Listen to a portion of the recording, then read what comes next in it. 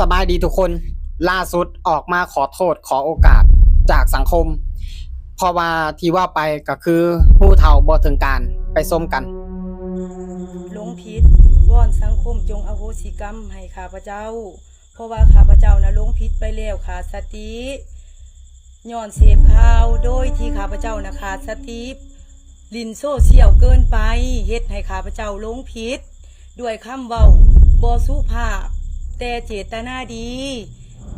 อยากเตือนสติสังคมว่าชีวิตคนเฮามันสั้นพี่น้องเพราะฉะนั้นข้าพเจ้าก็เลยมาขอกราบขอโทษที่ข้าพเจ้าบ่ได้เจตนาสิไปพาดพิงถึงครอบครัวผู้ที่เสียหายกราบ10 นิ้วขออโหสิกรรมให้ข้าพเจ้าในการผิดครั้งนี้ข้าพเจ้าบ่ได้เจตนามุ่งหายกับครอบครัวผู้ที่ถือกระทบให้เห็นใจข้าพเจ้าย้อนข้าพเจ้าขาดสติเฮ็ดให้ข้าพเจ้าเสื่อมเสียทั้งหน้าตาภาพพจน์ครอบครัวและประเทศชาติบ้านเมืองขอขอบใจพี่น้องอโหสิกรรมให้ข้าพหลายเจ้าคนก็อาจจะได้เห็นเนาะคลิปที่ว่าออกมาขอโทษ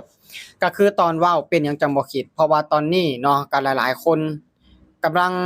เสียอกเสียใจรวมทั้งพ่อแม่ครอบครัวของเขานะสูญเสียลูกคนทั้งคนไป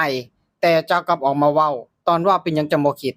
นะควรมีสติก่อนที่เจ้าจะเตือนคนอื่นน่ะเจ้าต้องเตือนสติตัวเองก่อนที่จะเว้าหยังสิ่งที่เจ้าเว้าออกมาน่ะมันสมควรหรือบ่สมควรเพราะว่าคำเว้าไปแล้วมันบ่สามารถเอากลับคืนมาได้แต่ฉะนั้นแล้วก่อนที่จะเว้าหยังออกมาควรคิดควรคำนึงเจ้าก็บ่แม่นเด็กๆเด็กน้อยแล้วเฒ่าล่ะ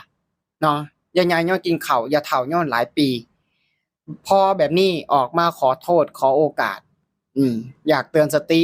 คนเพราะว่าอายุมันสั้นเจ้าบ่ต้องไปเตือนสติคนอื่นหรอกนะการที่เอาลูกเอาผัวเอาเมียอันใดก็แล้วแต่บ่มีผู้ใดฮู้ล่วงหน้าหรอกว่ามันสิเป็นแบบใดมื้อนี้อาจสิดีมื้อหน้าอาจสิบ่ดีบ่มีผู้ใดฮู้ได้การมีผัวหรือว่ามีเมีย